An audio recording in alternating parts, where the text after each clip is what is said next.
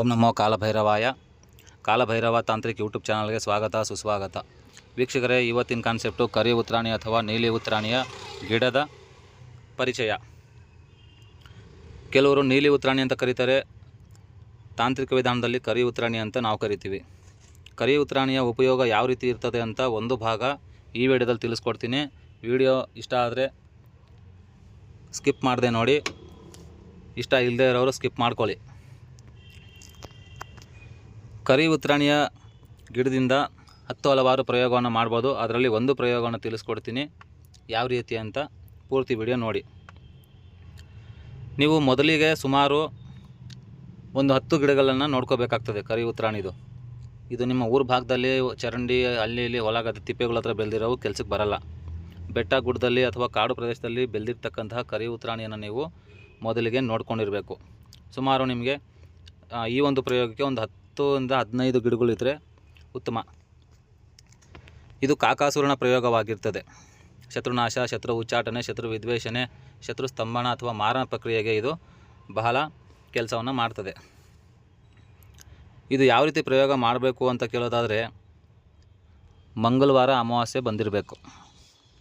ಮಂಗಳವಾರ ಅಮಾವಾಸ್ಯೆ ಕೂಡಿರುವಂಥ ದಿನ, ಆವತ್ತಿನ ಹಿಂದಿನ ದಿನ ಸೋಮವಾರ ರಾತ್ರಿಗೆ, ನಿಶಬ್ದ ರಾತ್ರಿ ಅಂದರೆ 12 ಗಂಟೆಗೆ, ಈ ಸಮಯದಲ್ಲಿ ಒಂದು ಬಿಂದಿಗೆ ನೀರು ತೊಗೊಂಡು ಹೋಗಬೇಕು.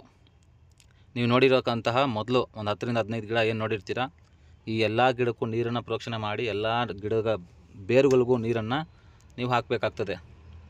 ನಂತರ ಭಾಗದಲ್ಲಿ ಗಿಡಗಳಿಗೆ ಷೋಡೋಪಚಾರದಿಂದ ಪೂಜೆಯನ್ನು ಮಾಡಬೇಕು.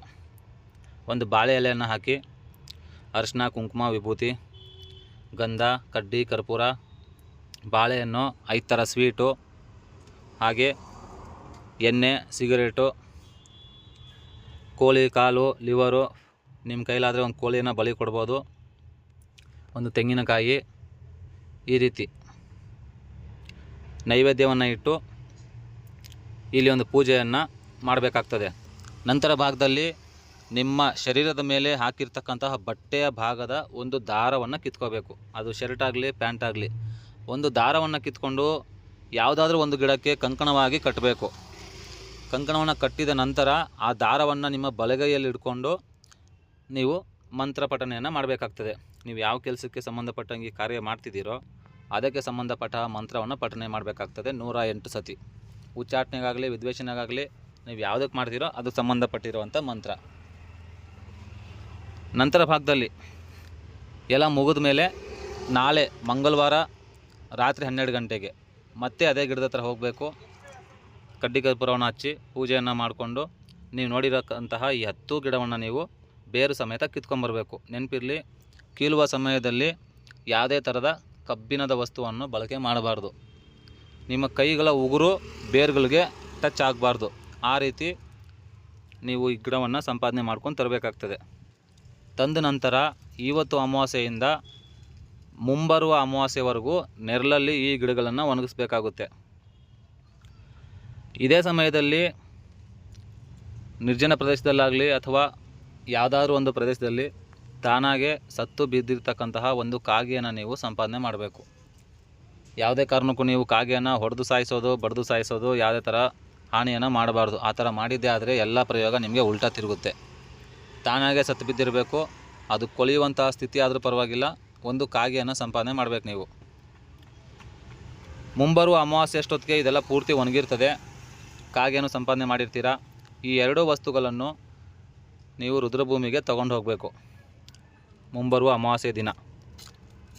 ರುದ್ರಭೂಮಿಯಲ್ಲಿ ಮನುಷ್ಯನಿಗೆ ಸುಡೋಕ್ಕೆ ಯಾವ ರೀತಿ ಚಟ ಕಟ್ತಾರೋ ಸೌದೆಗಳಿಂದ, ಆ ರೀತಿ ನೀವು ತಂದಿರತಕ್ಕಂತಹ ಈ ಕರಿ ಉತ್ರಾಣಿಯ ಕಡ್ಡಿಗಳು, ಈ ಗಿಡಗಳಿಂದ ನೀವು ಒಂದು ಚಟ್ಟವನ್ನು ಕಟ್ಟಬೇಕು. ಕಟ್ಟಿ ಅದರ ಮೇಲೆ ನೀವು ತಂದಿರತಕ್ಕಂತಹ ಸತ್ತು ಬಿದ್ದಿರುವ ಈ ಕಾಗೆಯನ್ನು ಇಡಬೇಕು. ಮನುಷ್ಯನ ಯಾವ ರೀತಿ ಸುಡ್ತಾರೋ ಅದೇ ರೀತಿ ಈ ಒಂದು ಪ್ರಕ್ರಿಯೆ ನಡೆಯುತ್ತೆ.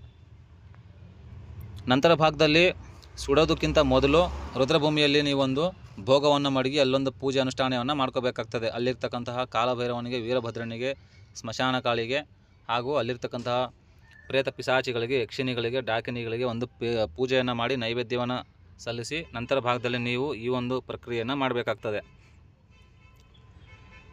ಕಾಗೆಯನ್ನು ಮೇಲೆ ಇಟ್ಟು ಪೂರ್ತಿ ಭಾಗದಲ್ಲಿ ಸುಡಬೇಕು.